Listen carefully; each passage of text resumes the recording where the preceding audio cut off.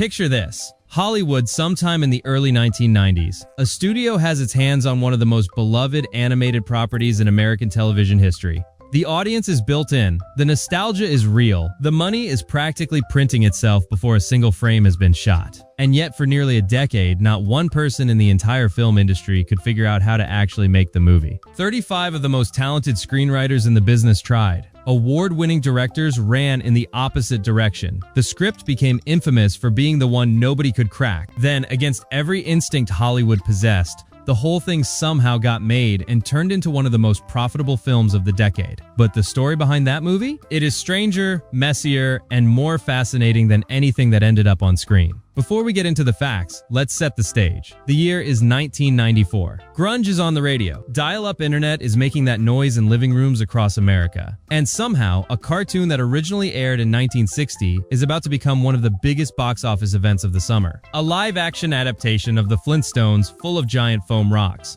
animatronic dinosaurs, and a cast wearing what can only be described as prehistoric fashion is going to gross over $341 million worldwide against a budget of just $46 million. Nobody predicted it. Critics largely panned it, and the making of it involved a story so wild that the movie itself almost feels like the boring part. So buckle up. Here are 10 jaw-dropping facts you've probably never heard. Let's saddle up. Number 1.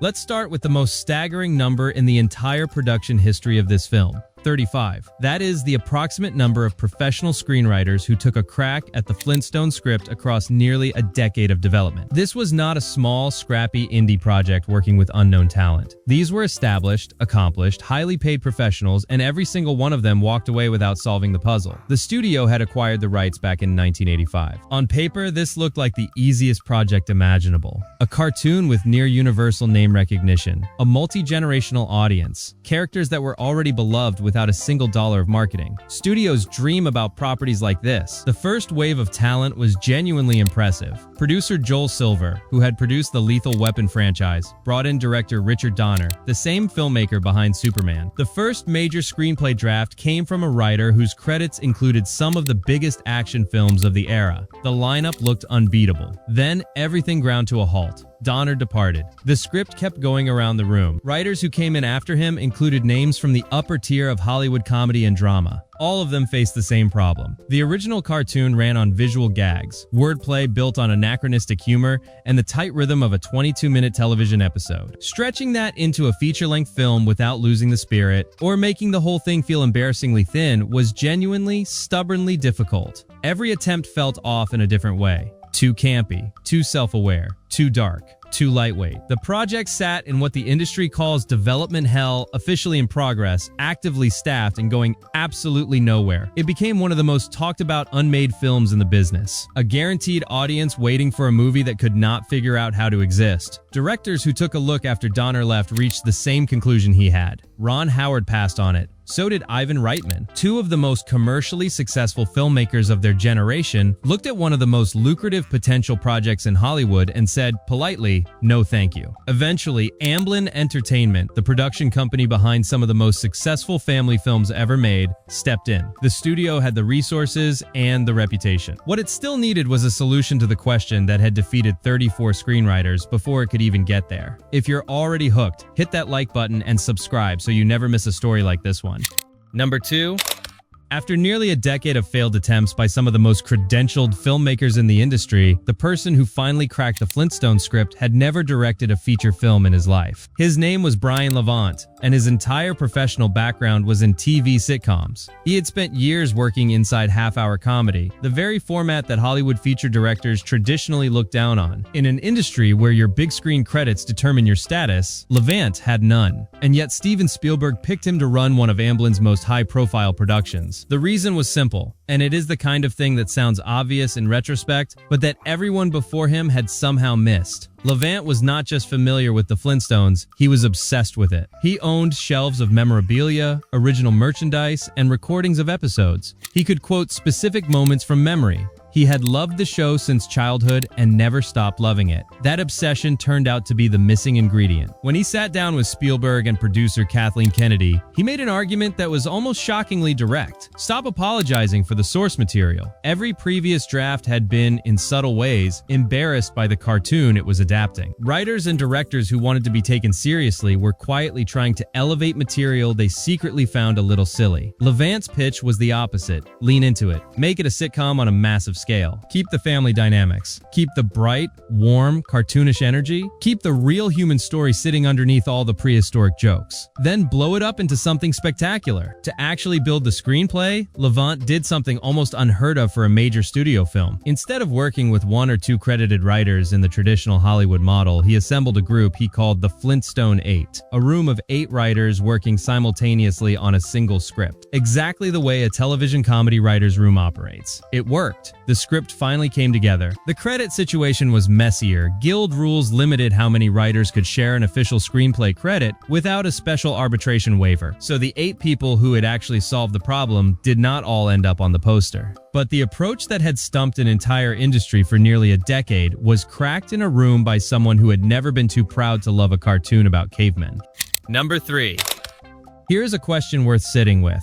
What would you do if one of the most powerful people in your entire industry publicly announced you had a job you had never agreed to, in a room full of your peers, and there was no graceful way out? That is precisely what happened to John Goodman. The story begins in 1989. At the first table read for a Spielberg film Goodman was already attached to. Before the cast had read a single page of the script for that production, Spielberg stood up in front of the entire assembled room and made an announcement. He had found his Fred Flintstone, and he looked directly at Goodman. Goodman was not prepared for this. There had been no audition, no conversation, no script sent to his agent, no quiet inquiry about his interest. He described the experience using one specific word: sandbag. He walked into that table read as a working actor on an existing project and walked out effectively committed to a role he had not chosen. Making it worse, he genuinely did not want to play Fred Flintstone. He had not been a fan of the cartoon since he was a child, and the professional fear was something he articulated very clearly. If he took this role and the film succeeded, he would spend the rest of his career hearing "Yabba Dabba Doo" shouted at him from across parking lots. A single catchphrase attached permanently to a serious actor's identity. He tried to escape once. About 6 months before cameras rolled, he picked up the phone, called Spielberg directly, and by his own account, told him he did not think he could do it. Spielberg's response has never been repeated publicly in full. Goodman has only confirmed that it was loud. He made the movie.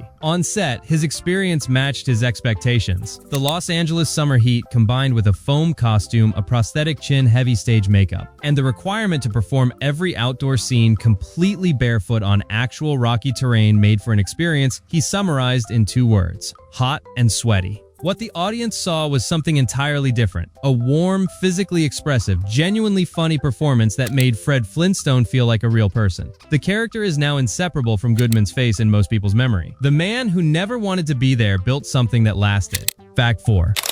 Playing a cartoon character in live action is harder than it sounds. The whole exercise is a paradox. A real human being has to somehow maintain the visual and behavioral signature of a 2-dimensional drawing without crossing into parody or losing all connection to genuine emotion. Each of the lead actors in the Flintstones found a completely different solution to that same problem. Rick Moranis, cast as Barney Rubble, went for total physical transformation. He dyed his hair platinum blonde and spent the entire production wearing his character's costume at every opportunity, essentially living in it for months. He later described the experience with good humor. He had basically worn a dress and been a blonde for the better part of a year. At one point, he caught a glimpse of himself in a hotel mirror and momentarily had no idea who he was looking at. The commitment paid off. His chemistry with Goodman became one of the most consistently praised elements of the film. Rosie O'Donnell won the role of Betty Rubble with a sound. She went into her audition genuinely uncertain whether the casting team would consider her. Her physical build was different from the famously slender animated version of the character. What she brought instead was an almost perfect recreation of Betty's signature laugh, a specific high-pitched musical giggle that had defined the character across decades of the original series. That one sound sealed it. What she did after winning the role is the stranger part. She had been a devoted fan of the original show and had noticed something in the animation that almost no one else would catch. In the cartoon, Betty frequently stood with her wrists bent and turned backward in an unusual position, a quirk introduced by the animators that had quietly become part of her visual identity. O'Donnell spent weeks practicing this posture and began incorporating it into her performance on set. Director Brian Levant eventually noticed and asked her to stop. In 3 dimensions on a real camera, the gesture read as simply strange rather than charming. Elizabeth Perkins approached Wilma Flintstone as a translation exercise. She studied hours of the original cartoon looking specifically for the posture, the gestures, and the timing patterns that made the character recognizable, then tried to import those qualities into a human body without making them feel stiff or mannered. Her added challenge was that all of this had to work against physical sets, giant foam furniture, real prop objects, animatronic creatures. There was no green screen to hide behind. Every cartoon-coded choice had to hold up against a tangible, 3-dimensional environment. Kyle MacLachlan, playing the film's villain Cliff Vandercave, a character invented specifically for this production with no animated template to reference, used his childhood memories of cartoons as his entire research library. He built the performance out of exaggerated comic logic and visual comedy rules. Some of his physical choices were deliberately, consciously unnatural, sprinting rigidly past background walls to mimic the looping motion of animated characters, treating his own body as if it were a drawing trying to exist in 3 dimensions. The whole cast was engaged in different versions of the same strange discipline. Behave like a cartoon. Stay human enough to be believed. Do not let it tip into a joke. Enjoying these behind-the-scenes stories? Like this video and subscribe. New deep dives every week. Number 5. The character originally called Sharon Stone in the script was "You Will Not Be Shocked to Learn," written specifically with the actress of the same name in mind. The entire joke relied on her playing it. Scheduling conflicts made that impossible. Producers briefly considered renaming the character Rosetta Stone to preserve at least some version of the gag. Then they decided to keep the name and start from scratch with someone entirely new. Halle Berry was 27 years old when she walked into that audition. And before anyone had even asked her to read, she made an argument. She told director Brian Levant directly that Bedrock should be integrated. The character of Sharon Stone had not existed in the original animated series, which meant she had no established race or background. In that creative gap, Berry saw an opportunity. The character could be anything, and she believed she should be played by a black woman in a major mainstream family film. Then she read, and she got the part. What she understood and articulated publicly at the time was that casting a black actress as the glamorous, widely admired lead character in a film of this scale was genuinely unusual for 1994. Most films offering black actors prominent roles were confining those roles to very specific kinds of stories. A blockbuster family comedy built around a beloved animated property was not typically where that representation appeared. She was not asking for the character to be rewritten or softened. She wanted the role exactly as written, played by her. The performance itself presented its own challenges. Berry has described herself as naturally shy and found the overt, exaggerated appeal that the character required genuinely uncomfortable to access in front of a camera crew. She had to work past her own instincts to deliver what the role needed. The voice she chose, a breathy, exaggerated whisper with a slightly theatrical quality, was a deliberate performance decision rather than a natural vocal mode for her. Revisiting the film decades later for its 30th anniversary, she laughed at how young she sounded. But the silliness, she pointed out, was entirely the point. A major studio film marketed to every demographic, starring a black woman as the character everyone in the story wants to be around. That was not nothing in 1994. Number 6. There is a sentence that takes a moment to fully land when you hear it for the first time. The final theatrical film role of Elizabeth Taylor's career was in a live-action adaptation of a prehistoric cartoon. Taylor was, by any reasonable measure, one of the most significant film actresses of the 20th century. A 2-time Academy Award winner. A star of the old studio system who had made the transition through multiple decades of cultural change and remained relevant through all of it. When she arrived on the set of the Flintstones to play Pearl Slaghoople Wilma's sharp-tongued, disapproving mother, the rest of the cast responded to her the way you might expect, with something close to awe. John Goodman observed later that the film had assembled a genuinely talented group of performers, and that Taylor existed in a different category from all of them. The rest of the cast, network stars, recent award winners, established leads, felt genuinely starstruck in her presence. Her terms for doing the film were specific. The world premiere had to serve as a fundraiser for the Elizabeth Taylor AIDS Foundation, with real money committed to the cause on that evening. She also donated her full fee fee from the production. The premiere on May 23, 1994, raised over $330,000 in a single night, a significant sum for AIDS research and awareness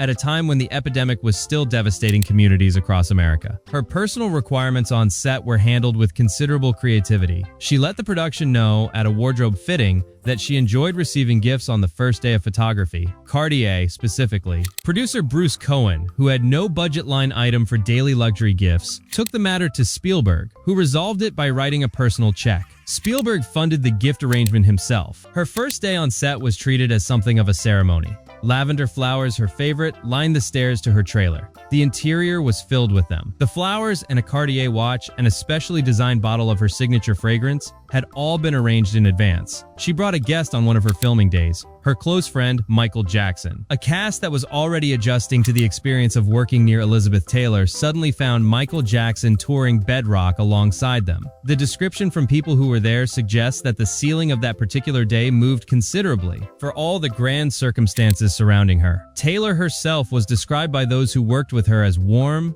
funny, and entirely unpretentious in person. The demands and the charity work existed alongside a woman who was, reportedly, much easier to be around than anyone had prepared for. Hit like if you didn't know Elizabeth Taylor was in this movie, and subscribe to keep these gems coming.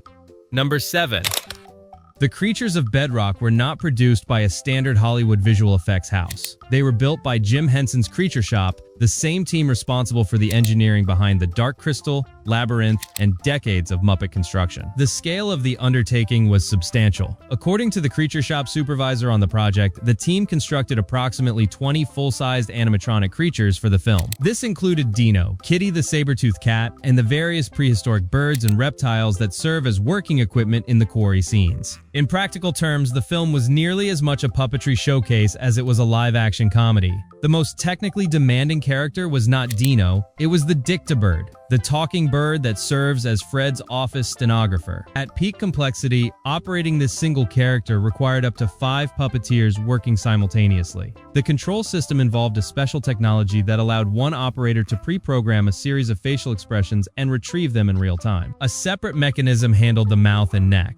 Additional operators managed finer movement details. One character delivering one line of dialogue on screen could require half a dozen people moving in coordinated silence just outside the frame. Dino presented a different kind of challenge. The animatronic version built by the Creature Shop was supplemented by a digital version developed by Industrial Light and Magic for shots where the physical puppet could not deliver what the scene required. Rather than allowing visual inconsistency between the two versions of the character, the Creature Shop spent 4 weeks rebuilding the animatronic head, specifically to match the computer-generated model, adding radio-controlled internal mechanisms for facial movement, a functioning panting system, and a mechanical tongue. The key technical personnel were not new to prehistoric creature work. The film's cinematographer and its special effects supervisor both came directly from the Jurassic Park production, which had wrapped less than a year before. Amblin simply moved its best technical people from one set of dinosaurs to another, from photorealistic predators to cartoon-coded prehistoric pets. The technology and expertise were the same. The application was entirely different. What audiences experienced was a world that felt physically real despite being completely impossible. The rocks were foam, but they had weight. The creatures were puppets, but they had personality. The world of Bedrock worked because the people who built it treated it seriously. Number 8. When audiences heard Dino's barks and yips in the theater for the first time, the sound was immediately, unmistakably familiar. That familiarity was not an accident. It was not even current. It was a recording made years before the film existed by a man who was no longer alive. Mel Blanc was one of the defining figures of American animation voice performance. He had provided the voice of Bugs Bunny, Daffy Duck, and dozens of other characters across decades of work. He had also provided the signature sounds of Dino in the original animated series. Every bark, every excited yip, every noise that made the character immediately recognizable. He passed away in July 1989, 5 years before the live-action film reached theaters. The production team wanted Dino to sound the way audiences remembered him. Their solution was to go directly back to the source, pulling archival audio recordings of Blanc's original performances from the cartoon series and using them in the film. No new performer was hired to replace him. No original recordings were made. Every sound Dino makes in the live-action movie is a recording Blanc produced before 1989. The film opened in the summer of 1994. Blanc's son, Noel Blanc, attended a screening. He recognized his late father's voice immediately. He then looked at the credits. His father's name was not there. The estate's response was formal and direct. Legal action. The studio's initial settlement offer, by the estate's account, was so low that it was more insulting than no offer at all. What made the situation cut deeper than a simple contractual dispute was the history behind it. Mel Blanc had spent years in a genuine legal and professional battle with Warner Bros. To establish the right of voice actors to receive on-screen credit for their work. In the earlier decades of the animation industry, voice performers had been treated as anonymous labor. Their contributions were used and never acknowledged publicly. Blanc had personally pushed until the industry standard changed. That fight was his professional legacy. The estate was not looking at a careless oversight. They were looking at a studio reversing, without apparent awareness or concern, the exact recognition Blanc had spent his career securing. The case settled out of court. The terms were sealed. The studio paid a significant amount, and Blanc's contribution was formally acknowledged. A man who had fought for credit while alive found the fight continuing and winning after he was gone. This story deserves more people knowing it. Like and subscribe to help spread the word. Number 9. In the summer of 1994, avoiding the Flintstones was not a realistic option. The studio had constructed a marketing campaign designed to embed the film into every available inch of American popular culture before the first audience member bought a ticket. The music strategy was the most creative move. The B-52s, a band already associated with a kind of cheerful, slightly retro energy, agreed to re-record a version of the original cartoon theme song. For the promotion, they rebranded entirely as the BC-52s and appeared in the film itself as a Stone Age nightclub act. The music video ran continuously on music TV, turning what was essentially a commercial for the movie into content that audiences chose to watch and request. The single performed well enough on its own commercial terms, reaching the top 40 in the United States and the top 5 in the United Kingdom. The fast food partnership was even more extensive. Inside the film, McDonald's was reimagined as Rockdonald's, with the brand fully integrated into the world of Bedrock. The deal reportedly involved a 7-figure payment from the chain for that placement. The Rockdonald's branding then extended beyond the movie itself into television commercials, in-store displays, and packaging. The Happy Meal line carried character toys and themed collectibles. A family pulling through a drive-thru in the summer of 1994 could encounter marketing for the film 6 different ways in a single visit without making any effort to find it. The toy line, handled by Mattel, was producing product for a film that was simultaneously still being written. Because the script kept changing and the final character designs were still being developed, the toy company was manufacturing items based on incomplete information. Some of the finished figures did not correspond to anything in the actual film. Others appeared to be compromises between the animated source material and the live-action designs, belonging fully to neither. Bedrock was not being released that summer. It was being applied to everything within reach. Number 10. The numbers were not ambiguous. The Flintstones opened over Memorial Day weekend in 1994 and earned $37 million across 4 days, a record for that particular holiday frame at the time. It crossed $100 million domestic in its 4th weekend. When its worldwide run concluded, the total stood at approximately $341 million against a production budget of around $46 million. By the commercial math that studios actually used to measure success, this was a significant win. Critical reception told a different story, or rather told 2 conflicting stories simultaneously. Almost every review praised the physical production. The sets, the creature work, the props, the layered textures of Bedrock as an environment, all of it was acknowledged as a genuine achievement. Roger Ebert gave the film 2.5 stars and specifically called out the visual design and effects as outstanding. Then he described the story as confusing, not very funny, and pitched strangely for its intended audience. That became the critical consensus. The world was impressive, the script was not. Critics could see exactly how much craft had gone into the physical environment and could not reconcile it with a plot built around office politics, financial fraud, and workplace dynamics that the film's supposed core audience, young children, had no frame of reference to understand. The awards season reaction was split cleanly in 2 directions. The Razzie Awards, which annually mock the year's perceived worst films, handed the movie the prize for worst screenplay. The dark humor of that win was not lost on anyone paying attention. A script that had taken nearly a decade and dozens of writers to produce was being publicly mocked as the year's worst written film. The same ceremony awarded Worst Supporting Actress to one of the leads. At the same time, the Saturn Awards, which recognized science fiction, fantasy, and genre entertainment, nominated the film for Best Costume Design and Best Special Makeup Effects. The craft that went into building Bedrock received genuine industry recognition from the organizations that value valued that kind of work. The financial result outlasted both reactions. Studios looked at the box office and concluded that a beloved animated property could be converted into a live-action event film, and that audiences would attend regardless of what critics wrote. That conclusion launched an entire cycle of similar adaptations, cartoon characters, nostalgia properties, beloved animated brands, all converted into live-action theatrical releases throughout the remainder of the decade. The Flintstones did not just succeed on its own terms. It established the template for a genre. Subscribe for more deep dives into the movies that shaped Hollywood, and like this video if you've made it this far. Everything in Bedrock had been built by hand. The furniture, the wall decorations, the tools, the household objects, the office supplies, the street signs, every item and every frame had been designed, fabricated, and painted specifically for this production. Bedrock was not a digital environment. It was a physical place constructed piece by piece over months, filled with objects that existed nowhere else on Earth. As the shoot progressed, people started taking things. The production staff became aware of the situation and began quietly monitoring the sets. Security and production managers kept watch over props and set dressings because the items were unique, irreplaceable, and the word that kept coming up, charming. Every corner of the Flintstone house had something someone wanted to keep. The professional discipline that keeps a film set running was working against something more personal. The cast and crew had spent months inside a world that felt real, and they did not want to leave it behind entirely. Elizabeth Perkins took a painting from the interior of the Flintstone house, a prehistoric parody of Van Gogh's famous sunflower composition. The Flintstone house had been decorated throughout with similar jokes. Familiar masterworks from art history reimagined in Stone Age style. She has said the painting still hangs in her actual home.